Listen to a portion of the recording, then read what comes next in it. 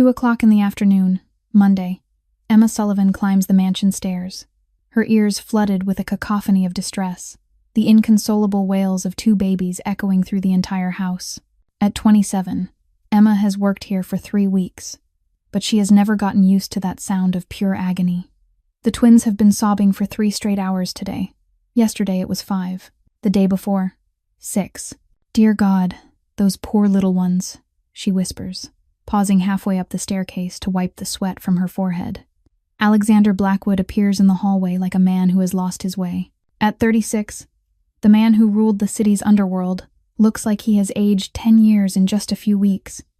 Dark circles carved deep beneath his eyes, hair disheveled, moving like a ghost, his expensive suit wrinkled, something that has never happened to a man who is always impeccable. "Wait, sir," the housekeeper calls out, hurrying after him. It has been over 2 months since anyone in this house has had a peaceful night's sleep. Over 2 months.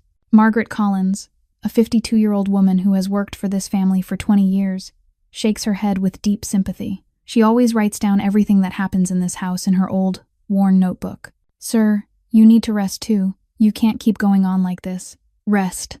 Alexander laughs bitterly, without a trace of joy. "How can I rest when I hear my daughters crying like that?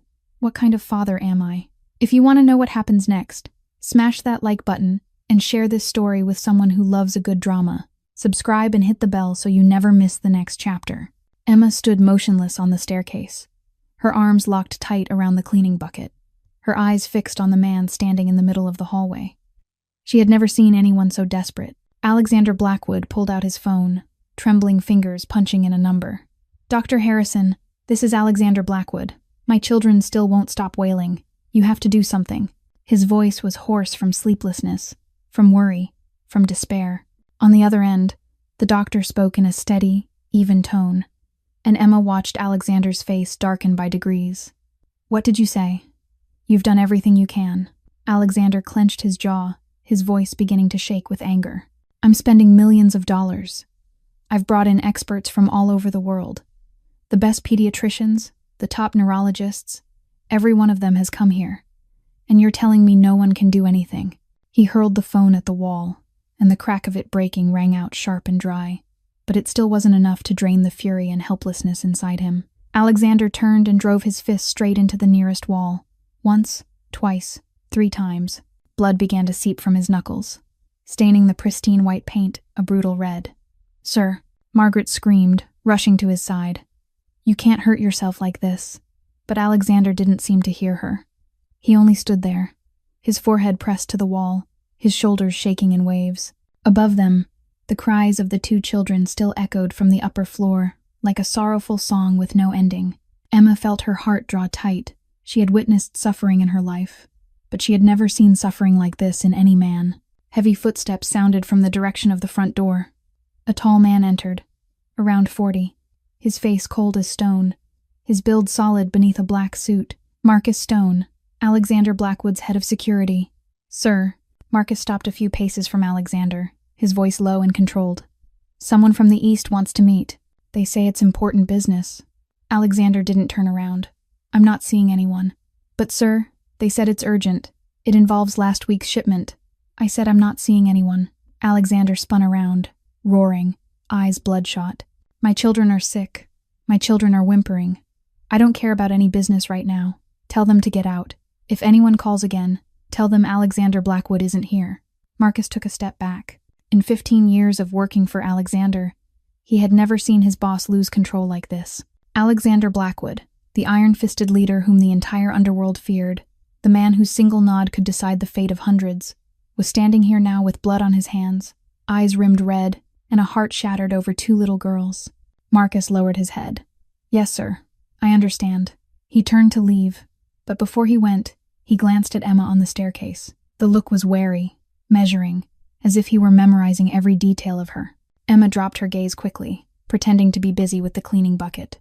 Alexander remained there a moment longer, breathing hard. Then he turned his back and walked toward the stairs leading up, toward the place where his daughter's piercing shrieks still rose without pause. Emma watched his retreating figure, heavy as though he were carrying the whole world on his shoulders. And in that moment, she understood something. Whoever Alexander Blackwood was, whatever work he did, However frightening he might be, before anything else, he was a father. A father in despair because he could not make his children stop crying. Emma stayed where she was on the staircase, watching Alexander's back as it disappeared around the corner of the hallway. Her heart tightened with every beat. She understood that feeling. She understood the pain of someone who wants to protect a child, yet is powerless. She understood the kind of despair that comes when there is nothing you can do to soothe the suffering of the small life you love most in this world. She understood because she had lived through something even worse. 1 year earlier, Emma had also been a woman on the verge of becoming a mother. She remembered the day she found out she was pregnant as if it were carved into her bones. It was a spring morning, the sunlight bright and golden, and she had cried with happiness when she saw 2 red lines on the test. She ran to Ryan, the boyfriend she had loved for 3 years, the man she thought would be the father of her children. But Ryan's face when he heard the news was not joy. It was panic. It was fear. It was anger. "You can't keep it," Ryan said, his voice icy. "I'm not ready to be a father. I've got my whole career ahead of me," Emma had begged. She had cried. She had told him she would raise the baby on her own, that she did not need him to take responsibility for anything. But Ryan still left. He blocked her number, moved somewhere else, vanished from her life as if their 3 months together had never existed. Emma faced everything alone. She worked 2 shifts every day to save money. She had named the baby Michael.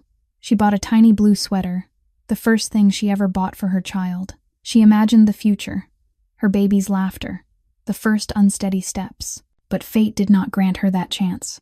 In the 4th month, Emma started bleeding.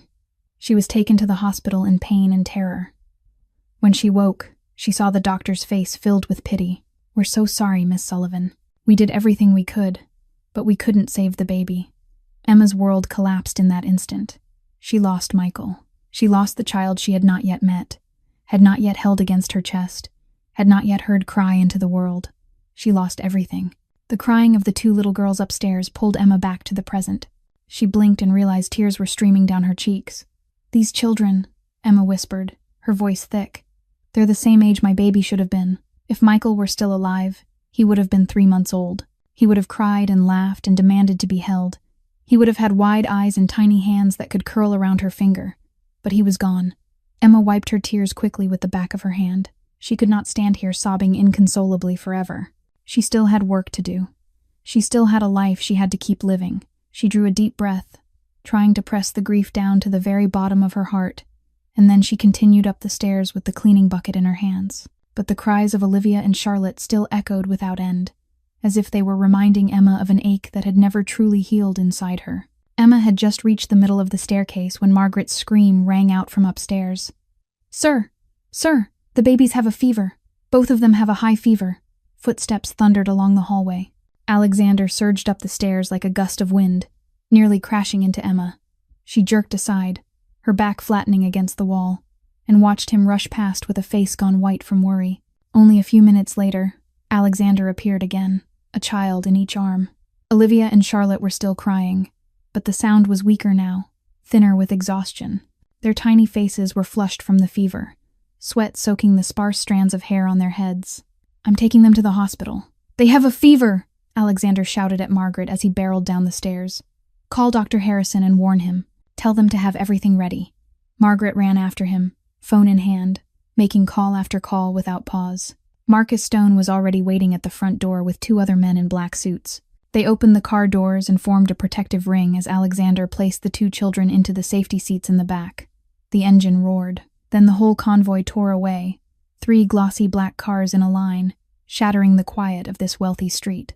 Emma stood by the stairwell window and watched them until they vanished around the bend. The large iron gate swung shut slowly, and the mansion suddenly sank into a strange silence. For the first time in 3 weeks of working here, Emma did not hear crying. That quiet should have made her feel relieved, but instead it unsettled her. The enormous house turned empty in an instant, and so cold it raised gooseflesh. Emma took a long breath and returned to her work. She went upstairs and cleaned the rooms in a mechanical trance. But as she passed the last room at the end of the hallway, she stopped. It was the nursery, the room that belonged to the 2 baby girls. Emma knew she should not go in. Alexander was strict about who was allowed into his children's room. Only Margaret and the officially hired nannies had the right to step inside. Emma was only a temporary cleaner. She had no such right. but something kept drawing her toward the door, as if an invisible cord had wrapped around her heart and was pulling her closer, closer still. Emma set her hand on the doorknob. She knew this was wrong. She knew that if she were discovered, she would lose her job immediately. Still, she turned the knob and stepped inside. The room was soaked in pink and purple. The walls were painted a soft blush, with white clouds and silver stars carefully hand-drawn in delicate detail. Lavender-purple curtains stirred gently in the breeze from a window left slightly open. 2 small cribs sat side by side in the center of the room, made of spotless white wood, each with a mobile above it hung with butterflies and tiny angels. Toys filled the shelves. Teddy bears, dolls, rattles, everything still brand new, as if it had never been touched. Because it had never been touched, the babies had cried for the past 2 months, with no time to play, not a single moment of peace. Emma went to the small dresser beside the window. On top lay a tiny pink onesie with a white bunny embroidered on the front. She lifted it, feeling the soft cotton beneath her rough fingers. It was so small it could rest neatly in the hollow of her palm. Emma pressed it to her chest and closed her eyes. In the darkness behind her eyelids, she imagined Michael. Her son would have worn clothes this small too. He would have slept in a beautiful crib. He would have had shelves full of toys. But he was gone. Tears slid silently down Emma's cheeks. She cried without sound, only her shoulders trembling in waves inside the empty room. She cried for Michael. She cried for the 2 children enduring a pain with no clear cause. She cried for herself, a mother who had never been allowed to be a mother. And then the sound of an engine tore through the silence. Emma jolted at the sound of a car engine outside. Her heart ricocheted in her chest. She hurriedly set the tiny outfit back where it had been, spun around, and rushed for the door. But in her panic, she caught her foot on the leg of the small cabinet beside the entrance. Her arm flailed into the air, grasping for balance, and clipped the perfume bottle sitting on top. The bottle fell to the floor and shattered into dozens of sharp glass fragments. A sweet fragrance unfurled through the room. Emma dropped to her knees, hands shaking as she gathered the scattered shards. She knew she had made a serious mistake. If Alexander found out she had entered his children's room without permission, she would be fired on the spot. It could be worse than that. He was Mafia, and who knew what he might do? Heavy footsteps pounded up the stairs, accompanied by the gut-wrenching cries of 2 babies. Emma did not have time to run. All she could do was stay on her knees, head bowed, forcing herself to pick up the last pieces of glass. The nursery door burst open. Alexander strode in with Olivia in his arms. The baby's face was flushed from crying too long. Tears and mucus smeared across her skin, raw little sobs tearing out of her tiny throat. Behind Alexander, a nanny pushed a stroller with Charlotte inside, wailing just as sharply as her sister. "The doctor says they're completely healthy," Alexander roared at someone behind him, his voice thick with rage and helplessness. "They say there's nothing wrong. No illness at all. Then why won't they stop crying? Why?" He stopped when he saw Emma kneeling on the floor of his children's room. His eyes darkened. "What are you doing in here?" Emma lifted her head, her lips parting as she tried to explain, but no words came. She looked at Olivia in Alexander's arms, at the small face burning with misery, at the eyes squeezed shut from too much crying. And in that moment she did not think about being fired. She did not think about Alexander or his anger. She thought only of the child who was crying. "Sir," Emma rose to her feet, her voice gentle but steady. "May I hold the baby for a moment?" Alexander stared at her as if she had said something insane, but he was beyond exhaustion. 2 months without sleep, 2 months listening to his children cry, unable to do anything, 2 months of despair. He no longer had the strength to refuse or even to think. He simply placed Olivia into Emma's arms, and then something miraculous happened. Silence arrived at once. Olivia stopped crying as if someone had pressed an invisible switch. The baby lay against Emma, the last hitching sobs fading, and then disappearing completely. Her small eyes opened slowly and looked up at Emma's face with a curiosity and a calm so strange it felt unreal. No more pain, no more desperation, only peace. In the stroller, Charlotte stopped crying too. The baby turned her head toward Emma, as if she could sense that something extraordinary was unfolding. Her eyes followed her sister, and then she softened as well, her wail thinning into small, broken whimpers, and then stopping entirely. Emma rocked Olivia gently, her mouth murmuring a hush. "Shh, sweet girl, it's all right. I'm here now. It's all right." Olivia closed her eyes. Her breathing steadied, her tiny fingers loosened, her body sinking into sleep. For the first time in 2 months, Olivia truly slept. Not the kind of half-sleep that comes from exhaustion only to snap awake crying again. This was a quiet, safe sleep.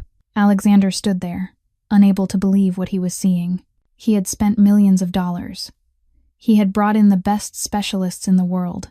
He had done everything that could be done, and no one, not a single person, had been able to make his children stop crying. But this girl, this ordinary housekeeper, had simply lifted his child into her arms, and everything changed. "How?" Alexander whispered, his voice rough. "How did you do that?" Emma did not answer. She only kept looking at Olivia with tender, aching love, as if the baby in her arms were the most precious thing on earth. Margaret appeared in the doorway and nearly buckled when she saw the scene. "Lord above," she breathed, one hand flying to cover her mouth. "How did you do this? These babies have never stopped crying since the day they were born." The room sank into a sacred stillness. For the first time in 2 months, Blackwood Manor was no longer filled with crying. There was only the steady breathing of 2 small angels deep in sleep, and the hearts of the adults beating hard, afraid to believe in the miracle that had just happened.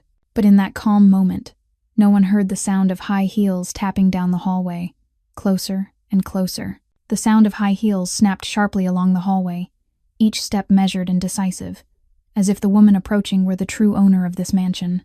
"Alexander, I heard the babies had to go to the hospital. I came to check their health right away." Her voice arrived before she did. Dr. Catherine Pierce stepped into the doorway, flawless as always, 38 years old, the most famous pediatrician in New York, her reputation built on hundreds of successful treatments and scientific articles published in the leading medical journals. Her white coat held not a single wrinkle, pressed smooth down to every seam. Her dark brown hair was swept into a perfect high bun, not one strand out of place. Her makeup was light but precise, and the brick-red lipstick was just enough to sharpen her professional polish and her allure. Catherine had cared for the Blackwood family for 3 months, since the day Alexander's wife died giving birth to the twins. For 3 months, she had come here every week, checking the babies, soothing Alexander, building piece by piece the relationship she hoped would become something more. 3 months of waiting for the right moment. 3 months meant for Alexander to realize she was the perfect woman to replace the wife he had lost. But what she saw froze the smile on her lips. The room was unnaturally quiet. The babies were asleep, Olivia resting in the arms of a strange woman in a household uniform. Charlotte in the stroller also deeply asleep. Alexander stood there, looking at that housekeeper with an expression Catherine had never seen him give anyone. It was astonishment. It was hope. It was a gratitude so deep it almost looked like reverence. "What is going on here?" Catherine asked. Her voice held steady but edged with cold. Alexander turned to her, his face so bright Catherine almost did not recognize him. "Catherine, you won't believe it." The babies finally fell asleep. Emma did it. She just picked Olivia up, and both of them stopped crying immediately. Emma. The name rang in Catherine's mind like an alarm bell. She looked at the woman holding Olivia and assessed her from head to toe. Younger than Catherine. An ordinary face, no makeup, a rumpled maid's uniform, hands roughened by labor. Nothing special at all. And yet Alexander was looking at her as if she had performed a miracle. Catherine felt anger flare in her chest, then smothered it at once. She was not famous for losing her temper. She was famous for controlling everything. "Alexander, may I speak with you privately for a moment?" Catherine said, her voice gentle, heavy with implication. "About the baby's condition." Alexander nodded and stepped into the hallway with her. Catherine closed the door, making sure no one could overhear. "Alexander, do you know who that woman is?" Catherine asked, her tone full of concern. "Her name is Emma. She's been working here as a housekeeper for a few weeks," Alexander replied, not understanding where Catherine was going. "Then you do not know anything about her. You do not know where she comes from, whether she has any medical history, whether she has any criminal record." Catherine sighed and laid a hand on Alexander's arm, worry carefully arranged across her face. "Alexander, 3-month-old babies are fragile. A tiny dose of a sedative, something mixed into milk, and they can fall asleep right away.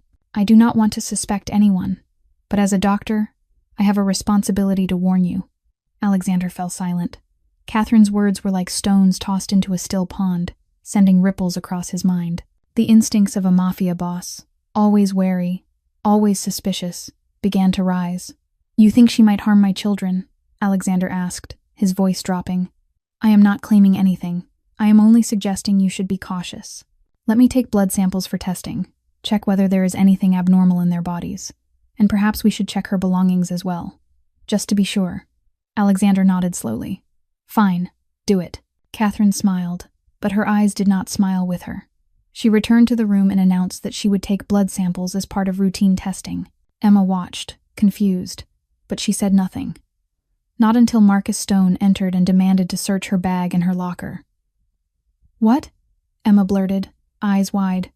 "Why are you searching my things?" "It is just procedure," Marcus replied coldly. "If you are clean, you have nothing to worry about." Emma felt as if she had been slapped. She had done what no one had been able to do for the last 2 months, and now they were suspecting her of hurting the babies. "I would never hurt them," Emma said, her voice shaking with humiliation and anger. "I love them. I would never do anything to harm them." But no one listened. Marcus searched Emma's things right in front of her, item by item. Catherine took the baby's blood samples with a care that was more than necessary. Alexander watched, his face unreadable. 2 hours later, the test results came back. Nothing abnormal was found.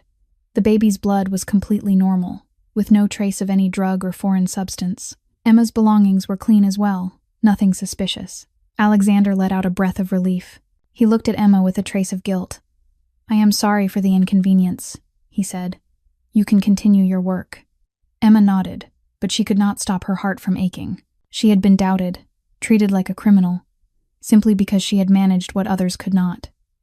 Catherine stood nearby, her expression perfectly professional. But inside, she was boiling. Her first move had failed, and Catherine was not the kind of woman who gave up easily. She had waited 3 months. She would not let an unknown housekeeper ruin everything. "Then I will go," Catherine said, packing up her things. "Alexander, if anything seems unusual, call me immediately." She walked out, her heels tapping in a steady rhythm across the wood floor. But before she fully left, Catherine turned back and looked at Emma one last time. That gaze was ice-cold, sharp as a blade, filled with hatred and warning. Emma felt a chill slide down her spine. The next morning, the crying rose again from the baby's room the moment the sun began to lift over the horizon. Emma had not even arrived for her shift yet, and Olivia and Charlotte were wailing without pause. Margaret tried to soothe them, but it was useless. The nanny who had been hired earlier tried every method she knew, but the 2 babies still screamed as if they were enduring a pain beyond words.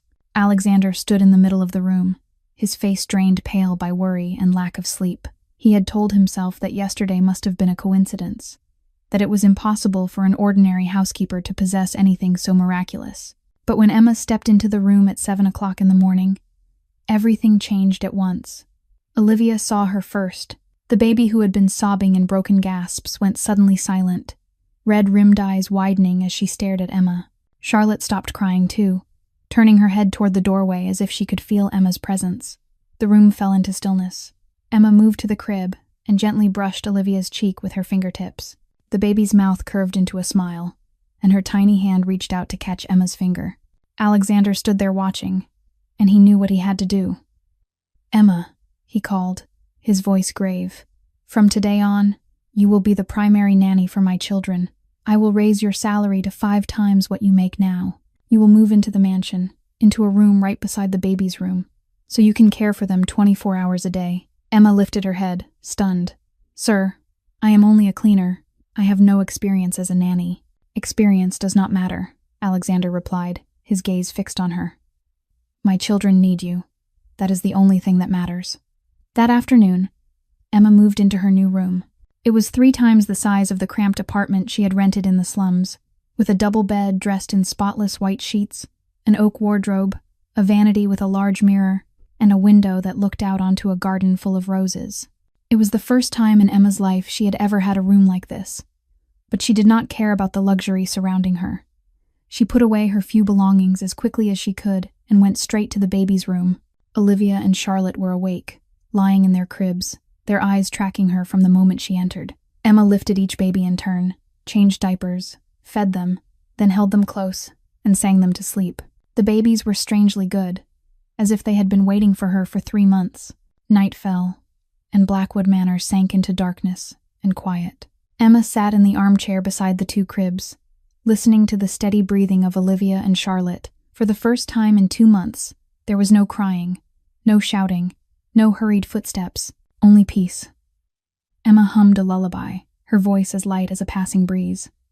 Tears slid down her cheeks, but they were tears of happiness. She looked at the two small angels sleeping, and her heart filled with a fierce love she had thought had died with Michael. "Sleep well, my little angels," Emma whispered. "I will protect you, I promise." Outside the door, left slightly open, Marcus Stone stood in the shadows, watching everything. By instinct, a man who had served the Mafia for 15 years never trusted anyone completely, especially people who appeared too perfect, too timely. But watching the way Emma cared for the babies, watching her gaze as she looked at them, watching the tears on her cheeks, Marcus felt something inside him soften. He turned away and went to Alexander's study.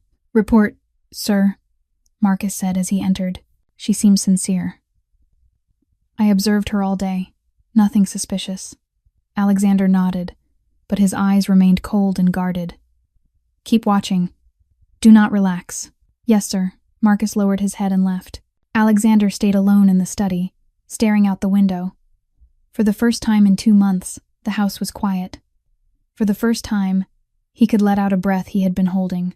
But Alexander did not know that elsewhere in the city, Catherine Pierce was sitting in her office, staring at his photograph on her desk, and in her mind a dark plan was beginning to take shape. Catherine Pierce sat alone in her private office at her clinic, sealed inside 4 cold white walls. Fluorescent light spilled over her face, sharpening the angry lines carved deep across her forehead. On her desk lay a small photograph in a silver frame, a candid shot of Alexander Blackwood taken at a charity event 2 years ago. Catherine picked it up, her fingers stroking the man's face in the image as if he were something she owned. 3 months. She had waited 3 months. From the day Alexander's wife died on the delivery table, Catherine had seen her chance. She had stayed close through his darkest days, caring for the newborn twins, comforting a widowed father. She had patiently laid each brick of their connection, waiting for the right moment to take one more step. She had imagined life inside the Blackwood mansion, the title of mistress of the house, the power and wealth that came with that place. And now an unnamed housekeeper had appeared and ruined everything in a single day. Catherine ground her teeth and tossed the photograph back onto the desk. She remembered the way Alexander had looked at Emma yesterday, full of gratitude and admiration, a look he had never once given Catherine in all 3 months. No, Catherine couldn't let this happen. She'd invested too much time and effort to walk away now. Emma Sullivan had to disappear, no matter what it took. Catherine opened her desk drawer and rummaged through papers and medical supplies. Her hand stopped when her fingers closed around a small vial. Lorazepam, a powerful sedative, often prescribed for patients with severe insomnia or anxiety disorders. A cold smile formed on Catherine's lips. If someone found this in Emma's belongings, no one would believe she was innocent. A poor housekeeper with no credentials who could suddenly soothe babies to sleep in an instant. Sedatives were the perfect explanation. And when Emma was arrested for child abuse, Catherine would be there to comfort Alexander, to prove she had been right from the beginning when she warned him about that suspicious woman. The next morning, Catherine arrived at the Blackwood mansion with a bright smile on her lips. "Alexander, I'm here for the baby's routine checkup," she said when Margaret opened the door. "And I also wanted to see how things are going now that there's a new nanny." Alexander received her with polite distance. He led her upstairs to the baby's room, where Emma was seated feeding Olivia a bottle. Charlotte lay in the crib, eyes calmly following her sister and the nanny. Catherine watched with sharp, icy focus, waiting for her moment. The opportunity came when Charlotte began fussing and crying for food. "I'll go get more formula," Emma said, gently settling Olivia, now full, back into the crib. "Dr. Pierce, could you watch them for me for a moment?" Emma left the room, her footsteps soft along the hallway toward the kitchen. Catherine watched until Emma's figure vanished around the stairwell corner. Now, Catherine moved quickly out of the nursery and in the opposite direction toward Emma's room. She had done her homework and knew exactly which room belonged to the new nanny. The door wasn't locked. Catherine slipped inside, eyes sweeping the space. Emma's handbag sat on a chair beside the bed. Catherine opened it and pushed the vial of lorazepam down to the very bottom, beneath a wallet and personal items.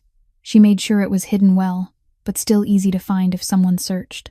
With the task done, Catherine looked around the room one last time, triumph curling at the edges of her mouth. She didn't know that just outside in the hallway, a small camera concealed inside a decorative painting had recorded everything she did. It was one of the hidden cameras Alexander had placed throughout the mansion to protect his family. A habit formed in the underworld. Catherine left the mansion after finishing the baby's checkup, her face still composed, professional, and friendly. She drove out of the estate, went a few miles, then stopped beside a bridge spanning the Hudson River. From her bag, she took out a cheap phone, the kind meant for one-time use and impossible to trace. She dialed the police department. "I want to report child abuse," Catherine said, her voice cold and decisive. "There's a woman using sedatives on 2 newborn babies at the Blackwood Mansion, number 27 Oak Hill Road, Long Island. Her name is Emma Sullivan. Check her bag." Catherine ended the call without waiting for the person on the other end to ask anything else. She rolled down the window and threw the phone into the black water below. It sank into the cold current, carrying the evidence with it. Catherine watched it disappear, the same chill smile resting on her lips. "Goodbye, Emma Sullivan," she whispered to the darkness.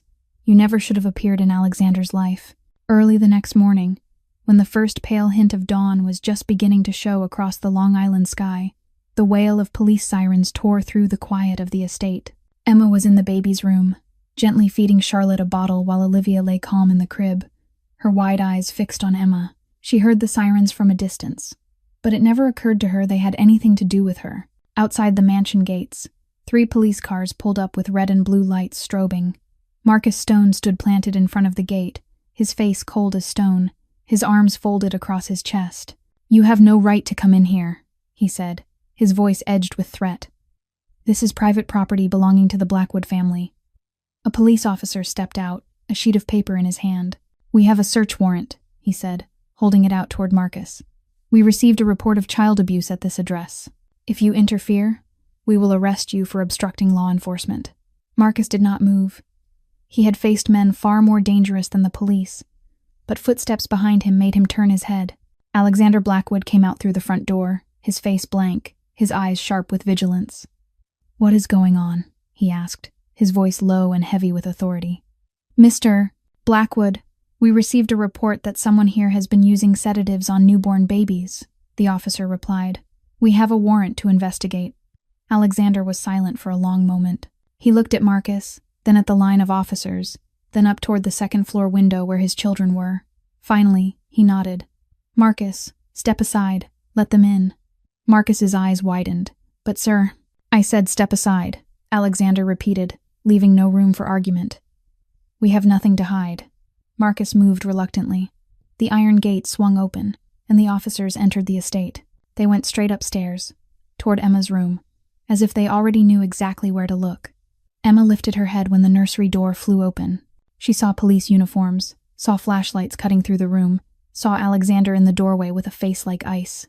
"What is happening?" she asked, her voice trembling. "Why are the police here?"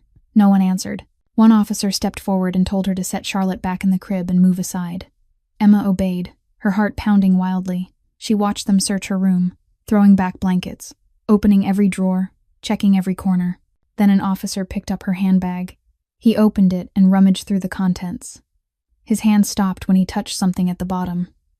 He pulled out a small vial and read the label. "Lorazepam," he said loudly, turning to Alexander. "A powerful sedative, prescription only." Emma felt the blood in her body turn to ice.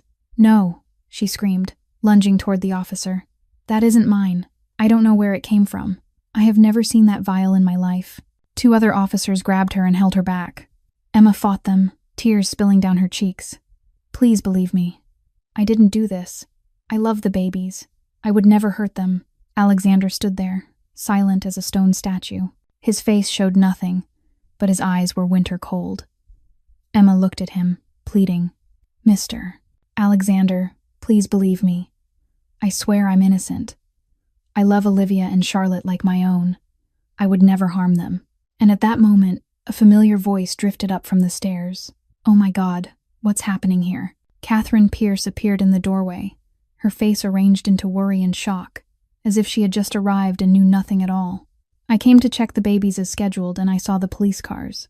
Alexander, what is it?" Alexander looked at Catherine, then looked back at Emma. "They found sedatives in her things," he said, his voice flat and cold. Catherine lifted a hand to cover her mouth, horrified. "Oh no, Alexander, I warned you. I told you we had to be careful with this woman. I suspected from the beginning that the way she could soothe them to sleep was not normal." Emma stared at Catherine, and for a single heartbeat she saw the woman's real eyes. Not worried, not surprised, triumphant, delighted, cruel. She, Emma whispered as the truth snapped into place. She did this. She put the pills in my bag. Be quiet, an officer barked. You have the right to remain silent. Anything you say can be used as evidence against you in court. They cuffed Emma, the cold metal biting tight around her wrists. Emma Sullivan, you are under arrest on suspicion of child abuse and administering prohibited substances to newborn infants. Emma struggled one last time, turning desperate, tear-filled eyes toward Alexander. Sir, I'm begging you. Believe me, I love the babies. I didn't do this. Alexander turned his back. Take her away, he said, his voice without a trace of feeling. Emma was led out of the room, down the stairs, out of the mansion that only days ago she had thought might become her new home. And the moment she crossed the front door, the crying rose from upstairs. Olivia and Charlotte, both crying, their heart-tearing wails echoing through the mansion the way they had 2 months before. Emma turned back, tears streaming as she heard the cries of the 2 little angels she loved. But she could do nothing. She was pushed into the police car, and the door slammed shut, cutting her off from everything. At Blackwood Manor, the cries of Olivia and Charlotte echoed through every corner, like a mourning song with no end. From the moment Emma was taken away, the babies had not stopped crying. Margaret tried to hold Olivia, tried every soothing trick she knew, but the child still screamed, as if something inside her were being torn apart. Charlotte was the same, her tiny face flushed red, tears and mucus smeared everywhere, her shrill cries ripping through the air. Alexander called another doctor, a pediatric specialist said to be the best in the area, but that man could only shake his head helplessly after trying everything. I don't understand, the doctor said, baffled. The babies are completely healthy physically. There is no medical reason that explains this. Alexander stood in the middle of the room, watching his 2 daughters twist in misery, and it felt as if someone were squeezing the life out of his heart. He had sent Emma away. He had believed she was guilty, and now his children were crying as if they had lost the most important thing in the world. He collapsed into the armchair by the window, both hands gripping his head, his shoulders shaking with exhaustion and despair. Soft high heels tapped, and Catherine appeared beside him. Alexander, she said, her voice steeped in concern. I know you're going through hell, but you did the right thing. You protected your children from a dangerous person. She set her hand on his shoulder, squeezing lightly in a gesture meant to comfort. I'll be here to help you. We'll find another nanny, someone trustworthy. I promise. Alexander did not answer. He only sat there staring into nothing while his daughter's cries kept rising without pause. From the corner of the room, Margaret watched Catherine with narrowed eyes full of suspicion. She had worked in this mansion for 20 years and had seen enough to know when something felt wrong. The way Catherine showed up at the exact moment the police found the medication.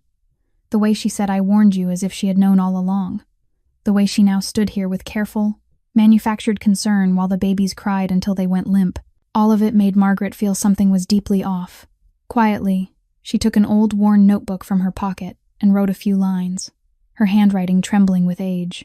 Dozens of miles away, in a cold holding cell at the county jail, Emma sat curled in the corner of a dark room. The concrete wall behind her was icy, the floor beneath her filthy, the air around her thick with damp rot. But she felt none of it. She felt only emptiness, complete emptiness. The tears had dried on her cheeks, leaving white salt tracks on her pallid skin. She closed her eyes and Olivia and Charlotte rose in her mind. Olivia's smile the first time she saw Emma, Charlotte's tiny hand curling around her finger, the warmth of those 2 small angels resting against her, their steady breathing when they slept.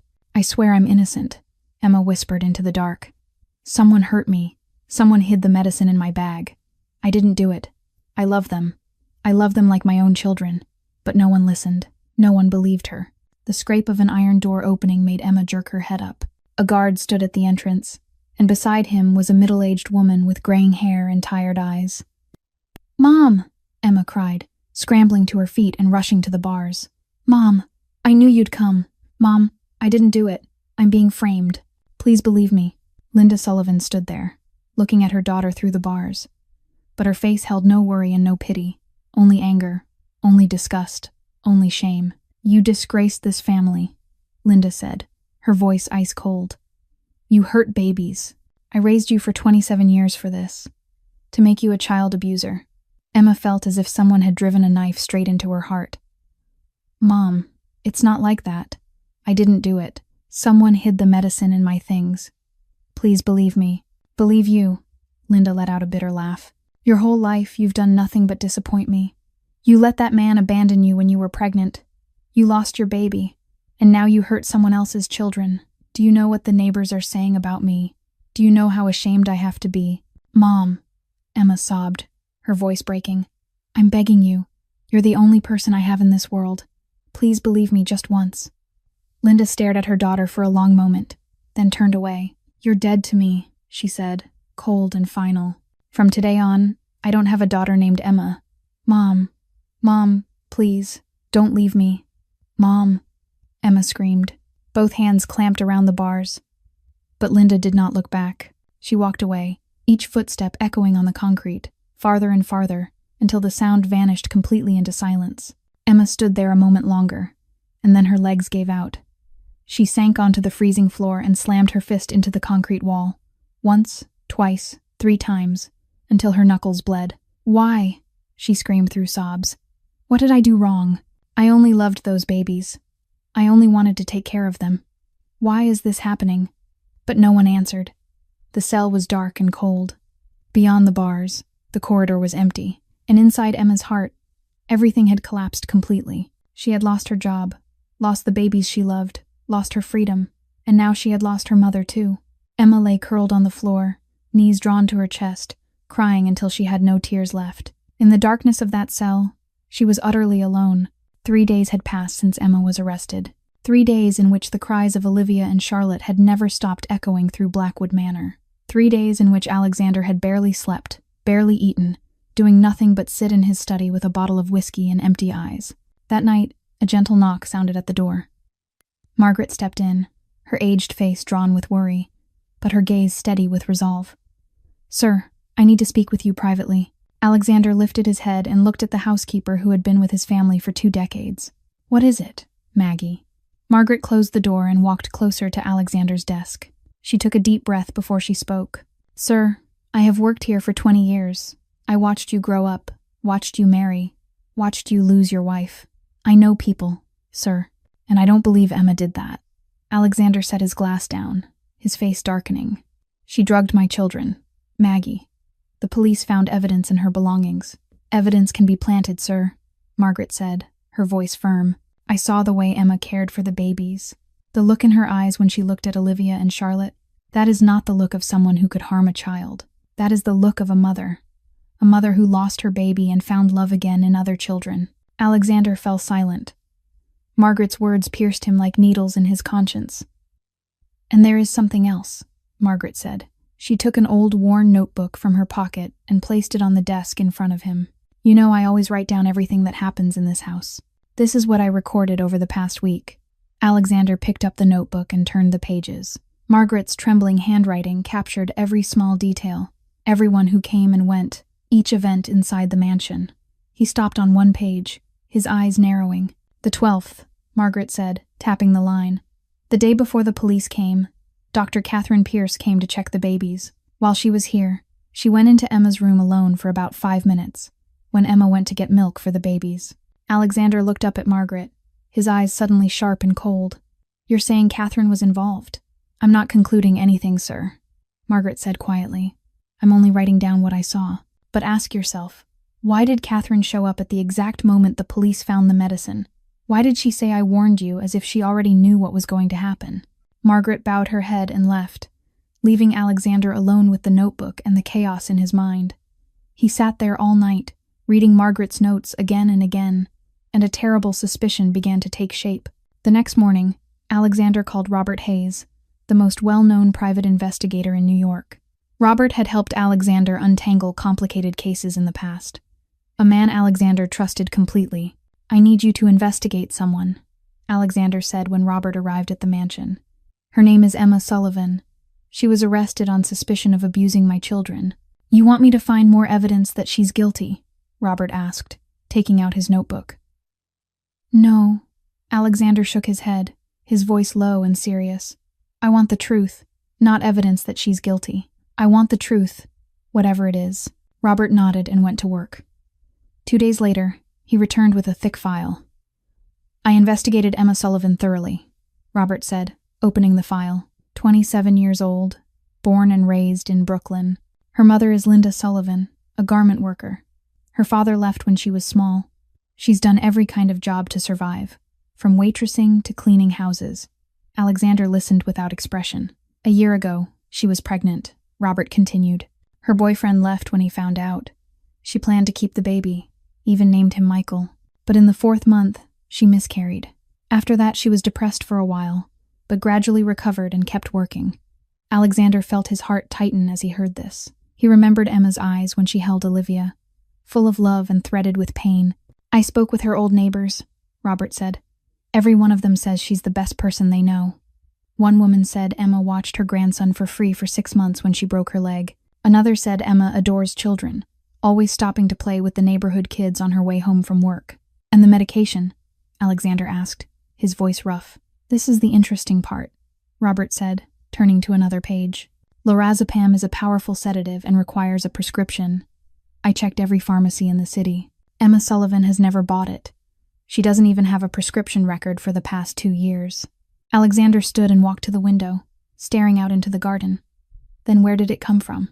"That is the question you need to answer," Robert said. "If Emma didn't buy it, someone put it in her bag. Someone wanted to frame her." Right then, the study door opened. Marcus Stone came in, his face tight with tension. "Sir, I have something to report." "Go on." Alexander turned. "The main security cameras didn't record anyone entering Emma's room that day," Marcus said. "But I remembered you installed a hidden camera in the upstairs hallway, the one concealed in the painting. I'm reviewing all the footage from that camera now." Alexander felt his heart start to race. The hidden camera, he had forgotten about it. It was the camera he had placed to protect his children, hidden so well that even Catherine could not have known it existed. "Check it now," Alexander ordered, urgency cutting through his voice. "Report to me the moment you have results." Marcus nodded and left. Alexander stood alone in the study, his hands clenched into fists. The truth was very close, and he had a feeling that when it was exposed, everything would change completely.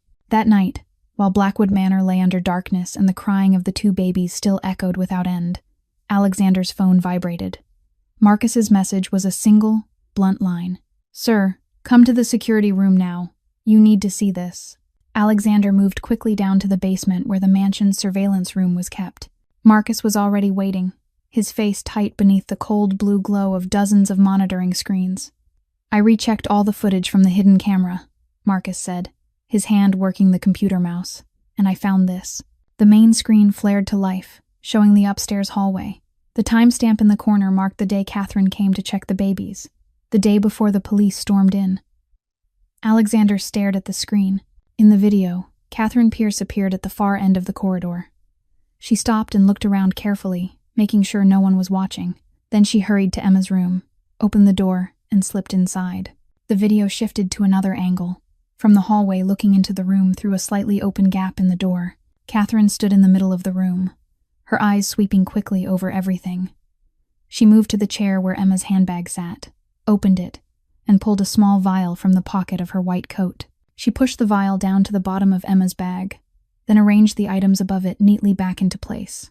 Then she straightened, looked around one more time, and a triumphant smile spread across her mouth, the smile of someone who had just completed a perfect scheme. Catherine left the room, closed the door softly, and walked away as if nothing had happened. Alexander stood there, his entire body turning to stone, his hands closed slowly into fists, so tight his knuckles blanched white, his jaw clenched, the muscles in his face twitching as he tried to hold back anger that was erupting inside him like a volcano. "There's more, sir," Marcus said, his voice dropping. He handed Alexander a packet of papers. Detective Hayes just sent additional proof. Alexander took it and flipped through the pages. They were receipts from a pharmacy in Manhattan, dated exactly 1 day before the medicine was found in Emma's bag. Buyer name, Dr. Catherine Pierce. Medication, lorazepam, 20 pills.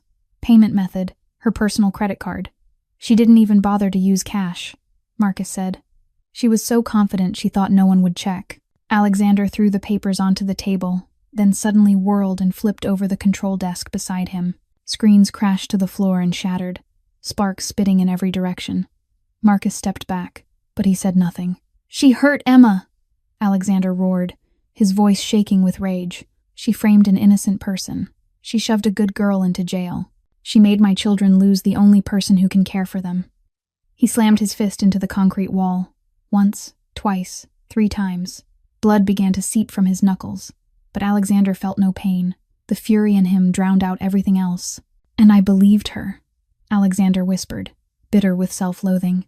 I watched Emma cry and beg, and I turned my back. I said take her away, as if she were garbage. What have I done? He pressed his forehead to the cold wall, his shoulders trembling. Emma in handcuffs, tears pouring down her face, pleading for him to believe her, rose sharp and vivid in his mind. And he had turned away. He had abandoned her. Emma is in jail, Alexander said, his voice rough. How many days has she been in there? 5 days, sir, Marcus answered. 5 days. 5 days that innocent girl had been trapped in a cold cell. 5 days she had been treated like a criminal, despised, abandoned. 5 days for a crime she never committed. Alexander straightened and turned to Marcus. His eyes were no longer burning with rage. Now they were ice cold, sharp as a blade, filled with purpose and danger. They were the eyes of the man whose name was whispered with fear across the city, the man the underworld feared. Marcus, prepare everything, Alexander ordered, his voice low and final. Call my lawyer, contact the police, prepare all the evidence. And Catherine? Marcus asked. Alexander walked to the small window in the security room and looked out into the darkness. A cold smile appeared on his mouth, but it was not the smile of joy. It was the smile of a predator who had finally seen the prey. Catherine wants to play this game with me, he said, his voice light as a passing breath, but cold as ice. Then I'll show her what it means to play with Alexander Blackwood. Call her here tomorrow morning. Tell her I need her to help with the babies. Marcus nodded. Yes, sir. Alexander kept staring into the night, eyes like frost. The storm was coming, and Catherine Pierce would be the one to meet all of its force. The next morning, Alexander picked up his phone and dialed Catherine's number. He drew a long breath, forcing his voice into something normal, even touched with desperation. And when she answered, he said, Catherine, I need you to come right away. The babies haven't stopped crying all night. I don't know what to do anymore. I need your help. On the other end, Catherine smiled in quiet triumph. Her plan had worked. Emma Sullivan was rotting in jail, and now Alexander was asking her for help, pleading for her to step in. This was the moment she had waited 3 months for. Of course, Alexander, she replied, her voice sweet and full of practiced concern. I'm coming now. Don't worry. I'll help you through this. Catherine drove to Blackwood Manor with her spirits soaring, rehearsing everything in her mind. She would stand beside Alexander in this hard hour, prove she was the only woman he could rely on, and slowly claim her place inside his heart. Then one day she would become the mistress of this mansion, the mother of Olivia and Charlotte, the wife of a man with unparalleled influence. The iron gate opened as her car arrived. Catherine stepped out, smoothed her white coat, adjusted her hair into perfect order, and walked into the house with calm confidence. Margaret stood at the door, her face unreadable. The boss is waiting for you in the living room, she said, her tone unusually cold. Catherine didn't notice. Not really. She crossed the familiar hallway, pushed open the living room doors, and stopped dead. Alexander sat on the sofa in the center of the room, his face cold as ice. Marcus Stone stood beside him with arms folded, radiating threat. In the corner, a strange man Catherine didn't recognize held a thick file. In front of them, a large television stood dark. Catherine started to speak. Alexander, why? But she didn't finish. Alexander lifted a hand, a silent signal, and Marcus pressed a button. The screen flared to life. The upstairs hallway appeared with brutal clarity. Catherine saw herself in the footage, pausing, looking around with careful precision, then slipping into Emma's room. She watched herself open Emma's handbag, slide the vial inside, and then stand there with a victorious smile before leaving as if nothing had happened. Catherine's face drained to the color of death. She stammered that it was a setup, that it was a doctored video, that Alexander was being manipulated. Alexander rose slowly and began to walk toward her, one measured step at a time, his eyes empty of mercy, his voice low and dangerous, as he asked whether she truly wanted to call it fake, and then he added, "And what about this?" The man with the file stepped forward, Robert Hayes, and handed it to Alexander. Alexander opened it and read aloud, his words flat as stone, the receipt from Morrison Pharmacy in Manhattan, The purchase date 1 day before the police arrived. The buyer, Dr. Catherine Pierce. The product, lorazepam, 20 pills, paid with her personal credit card. And then he threw the file down at Catherine's feet and asked if she wanted to claim that was fake too. Catherine stumbled back until her spine hit the wall. She looked around like a cornered animal, searching for a way out, but there was none. Marcus blocked the door. Robert held the window line. And Alexander was in front of her with the gaze of a man who could kill. Then Catherine snapped, her control shattering in an instant. And she screamed that she had done it for love, that she had waited 3 months, that she had done everything for him, cared for his children, comforted him after his wife died, stayed by his side without fail. Tears ran down her face, dragging her mascara into ugly black streaks. She screamed that then Emma had appeared, an unknown maid, and all she had to do was pick up a baby, and Alexander looked at her like a saint, looked at her the way he had never looked at Catherine in 3 months. Her voice rose higher, raw with envy and rage, insisting she deserved that place, not Emma, because she was a doctor with education and status, while Emma was nothing but a poor housekeeper. Alexander listened without the smallest flicker of softness. When Catherine finished, he only nodded toward the door. It opened, and 2 police officers stepped in, holding handcuffs. One of them said, "Professional and even, Dr. Catherine Pierce, you are under arrest for false accusation, falsifying evidence, and deliberately framing another person. You have the right to remain silent. Anything you say can be used as evidence against you in court." Catherine shrieked and struggled as the cuffs closed around her wrists, screaming that Alexander couldn't do this, that she loved him, that she did everything for him. But Alexander stood motionless, watching her being led away with eyes as cold as winter. Not a trace of pity, not a trace of regret. She had framed an innocent woman. She had made his children suffer. She did not deserve forgiveness. When Catherine's screams faded beyond the closing door, Alexander turned to Marcus and told him to prepare the car, his voice hard with resolve, because he had to go to the jail. Justice had been served, but Alexander still had something more important to do. He had to bring Emma home. The heavy iron door of the jail swung open slowly, and Emma stepped outside for the first time in 5 days. Morning sunlight hit her eyes head-on, so bright she had to lift a hand to shield them. After those long days inside a dark cell, she felt as if she had forgotten what sunlight even looked like. She stood there for a moment, letting her eyes adjust, letting the light breeze move through her tangled hair and across her pallid skin. She was still wearing the maid's uniform from the day she was arrested, now wrinkled and filthy. She had nothing but the clothes on her back and a heart that had been broken apart. A sleek, black luxury car was waiting just beyond the gates. Emma recognized it as one of the Blackwood cars, and her chest tightened. She didn't know why she had been released, didn't know what had happened. She only knew that an hour earlier a guard had come to her cell and told her all charges against her had been dropped, that she was free. The car door opened, and Alexander Blackwood stepped out. He wore a perfect black suit as always, his hair neatly combed, the natural aura of authority that had always defined him. But his eyes were different. The coldness and suspicion were gone. There was only pain, regret, and something that looked like pleading. Alexander walked up to Emma, and then he did something she could never have imagined. He went down on his knees, right there at the jail gate, in front of guards and passing strangers who stared. A man of such immense power and pride knelt before an ordinary housekeeper. "Emma," Alexander said, his voice raw. "I'm sorry. I was wrong. I didn't believe you when you needed me to believe you most. I turned my back on you while you were crying and begging. I let you suffer 5 days in there for a crime you never committed." Emma looked down at the man kneeling in front of her, and tears began to slide down her cheeks.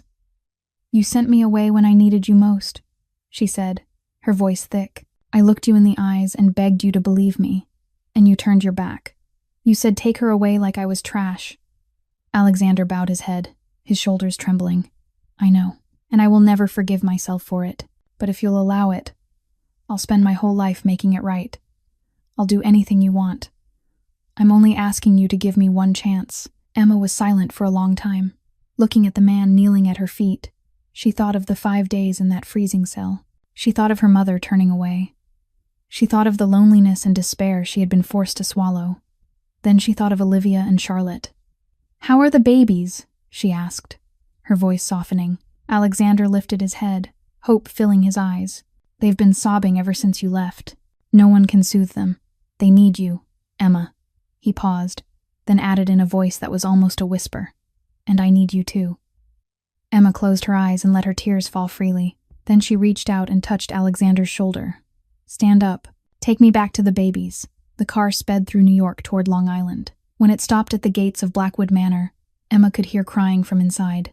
The familiar, heart-rending cries of Olivia and Charlotte. She didn't wait for anyone to open doors. She ran into the mansion and flew up the stairs, noticing no one and nothing around her. She thought only of the two small angels waiting for her. Emma shoved the nursery door open and stepped inside. Olivia and Charlotte lay in their cribs, faces flushed from shrieking, tears and mucus smeared across their cheeks. But the instant they saw Emma, everything changed. The crying stopped dead. Olivia's eyes widened as she stared at Emma as if she couldn't believe she was real. Then the baby smiled, the first smile in many days. Charlotte smiled too, tiny hands reaching out as if asking to be held. Emma gathered both babies into her arms, holding them tight as if she never wanted to let go again. Tears ran down her face, but these were tears of happiness. "I'm here," she whispered. "I'm back. I will never leave you again." Margaret stood in the doorway, sobbing openly. "I knew you were innocent. I always believed you. I told the boss you could never do such a thing." Marcus Stone stood behind her, his usual cold expression softened by guilt. He lowered his head to Emma. "I'm sorry I doubted you." And then a familiar voice came from the doorway. "Emma." Emma turned and saw her mother. Linda Sullivan stood there, eyes red, her face drawn from distress and sleepless nights. "I'm sorry," Linda said, her voice shaking. "I didn't believe you. I said cruel things to you. I left you when you needed me most." Emma looked at her and remembered the pain of watching her walk away in the jail. "You said I was dead to you," she said, her voice dropping. Linda sobbed, tears pouring down her cheeks. "I was afraid. I was ashamed in front of the neighbors, in front of everyone. I let fear blind my judgment. I was wrong. I was wrong." Emma was quiet for a long moment. Then she let out a slow breath. "I need time, Mom. I can't pretend what you said didn't hurt me, but you're still my mother." "That will never change," Linda nodded, tears still falling. Thank you. Emma turned back and held Olivia and Charlotte close. The babies had fallen asleep in her arms, their breathing steady, their faces peaceful. And Emma knew that at last, she was home. 3 months had passed since the day Emma returned to Blackwood Manor. She continued as Olivia and Charlotte's nanny, but everything was different now. There was no more suspicion, no more distance, no more wary looks, no more cold words. In their place were trust, respect, and something else Emma didn't dare to name. Alexander began spending more time at home. He no longer vanished all day for work the way he used to. Instead, he often appeared in the nursery, sitting quietly as he watched Emma play with Olivia and Charlotte, or lifting one of the babies into his arms himself with the awkward, endearing uncertainty of a father still learning how to be a father. Their conversations grew longer too, deeper. At first, they were only about the babies, about feeding schedules and sleep, but little by little they began to talk about other things, about life, about the past, about dreams and fears they had never shared with anyone. 6 months after Emma's return, Blackwood Manor held a 6-month birthday party for Olivia and Charlotte. It was a small gathering, only the people closest to them. Margaret was in the kitchen all day making a cake. Marcus, for the first time in his life, wore a pink party hat that looked utterly out of place on his head. Linda was there too, her relationship with Emma slowly mending after months of effort. Emma wore a simple pale blue dress Margaret had given her. She sat on the grass in the garden, playing with the babies as they babbled their first meaningless sounds. The late afternoon sun fell across her hair, turning it into a soft halo. Alexander stood on the porch and looked down at Emma and his daughters. He realized his gaze had changed long ago. It was no longer the look of an employer watching a housekeeper. It was the look of a man watching a woman he admired, valued, and perhaps loved. At the end of the party, when the babies were asleep and the guests had gone, Alexander went to find Emma in the garden. She was standing beneath an old oak tree, looking up at a sky scattered with stars. "Emma," he called, stepping up beside her. "You look beautiful today." Emma turned, her cheeks warming under the moonlight. "Thank you, sir."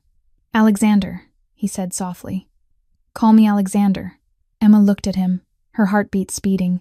"Alexander," she whispered, as if testing how the name tasted on her tongue. One night a few weeks later, after the babies had fallen deeply asleep, Emma and Alexander sat on the porch, looking out over the silent garden. They had talked for hours, about everything and nothing. And then Emma decided to tell him what she had never told anyone. "I had a baby once," she said, her voice as light as wind. "A year ago, a boy. I was going to name him Michael." Alexander stayed quiet, listening. "My boyfriend left when he found out I was pregnant. I faced it all alone. And then in the 4th month, I lost him." Tears rolled down Emma's cheeks, and she didn't try to wipe them away. "So I love Olivia and Charlotte like my own, because they are the age my baby should have been. When I hold them, I imagine I'm holding Michael. When I sing them to sleep, I imagine I'm singing to my own child." Alexander reached out and took Emma's hand.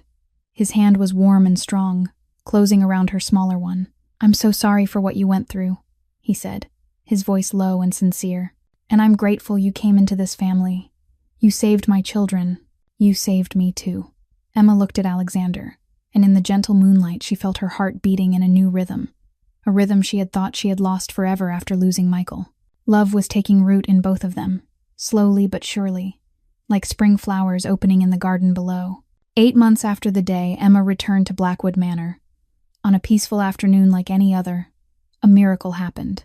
Emma was sitting on the rug in the nursery, playing with Olivia and Charlotte.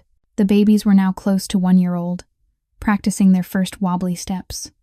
Olivia held onto the side of the crib, pulled herself upright, and looked straight at Emma with wide eyes. And then, from those small, lovely lips, a word came out clear as day. "Mama." Emma froze, her heart seeming to stop. Charlotte looked at her sister, then babbled too. "Mama." Tears burst from Emma's eyes and spilled down her cheeks, impossible to control. She couldn't speak. She could only lift a hand to cover her mouth, to hold back the sob that wanted to break free. Alexander stood in the doorway and had seen everything. He came in, knelt beside Emma, and looked at her with eyes full of love. "They know you as their mother, Emma," he said softly. "They chose you as their mother." Emma cried, unable to say a word. Alexander took her hand and turned her to face him. "Emma, I love you. I've loved you for a long time, but I was afraid. I was afraid you would refuse. I was afraid you would think I wasn't worthy after what I did to you." He drew a deep breath. "But I can't stay silent anymore. Emma, I want you to be the true mother of my children, and I want you to be my wife." Emma looked at Alexander through her tears, and in his eyes she saw the most genuine love she had ever been given. "I love you too, Alexander," she whispered. "I love you too." 1 year later, the garden of Blackwood Manor was dressed in splendor for a wedding. White and blush roses covered everything, from the gate all the way to the altar where the bride and groom would speak their vows. Olivia and Charlotte, now 1 year and 4 months old, wore tiny white dresses and toddled down the aisle like 2 little angels guiding their mother forward. Linda sat in the front row, tears running down her face with happiness. She had been forgiven, and she was grateful for it every day. Margaret stood nearby, her aged face glowing. She had just been promoted to head housekeeper, a position she deserved after 20 years of devotion. Marcus Stone stood beside Alexander as best man, his usual cold face softened by a rare smile. Emma walked down the aisle in a pure white wedding dress, beautiful as a dream. She looked at Alexander waiting at the end of the path, and her heart flooded with joy. In the middle of the ceremony, while the pastor was reading the vows, Olivia and Charlotte suddenly shouted together, "Mama!" The entire wedding burst into laughter. Emma cried with happiness, and Alexander pulled her into his arms, not even waiting for the pastor to say that now the groom may kiss the bride. On their wedding night, after the reception ended and the guests had gone home, Alexander and Emma stood beside the babies' cribs, watching Olivia and Charlotte sleep. "Thank you," Alexander whispered, wrapping his arms around his wife from behind. "Thank you for giving me a chance to love for real." Emma turned, resting her hand against her husband's chest. "Thank you for giving me a family." She looked at the 2 sleeping children, then at the man beside her, and she understood something. Family does not always come from blood. Sometimes family is the people we choose, and the people who choose us. Love does not come from shared blood, but from the choice to love each day. Dozens of miles away, in a cold prison cell, Catherine Pierce sat in front of a small television and watched the news report about the wedding of Alexander Blackwood and Emma Sullivan. She had lost everything: Alexander, her career, her reputation, her freedom. Tears ran down her face, but it was too late for regret. Justice had been done, and at Blackwood Manor, the crying was gone at last. In its place were the laughs of two small angels, a mother's lullaby, and the loving voices of a happy family. Love had won, forever. The story of Emma and Alexander had ended, but the lesson it left behind would remain. Life is not always fair. Sometimes we are framed, betrayed, abandoned by the people we love most. But if we hold on to faith in ourselves, hold on to a good and honest heart, the truth will finally be revealed and justice will be served. Remember that true family is not always the people who share our blood. Family is the people who love us, believe in us, and are willing to stand beside us when the whole world turns away. And true love can come from the places we least expect, at the moments when we think we have lost all hope. Thank you for following this story all the way to the end. What did you think of it? In your opinion, did Catherine receive the punishment she deserved? Or was it still too light? And in real life, have you ever faced situations like this, being falsely accused or fighting to prove your innocence? We would truly love to hear your stories and the feelings from deep in your heart, so please share them in the comments below. If this story touched your heart, please press like and share this video with the people you love, the ones who need to believe in love and justice. Don't forget to subscribe and turn on notifications so you won't miss the moving stories we'll bring you every day. We wish everyone watching this video good health, a joyful life, and peace in every day. Thank you so much. Goodbye, and see you again in the next video.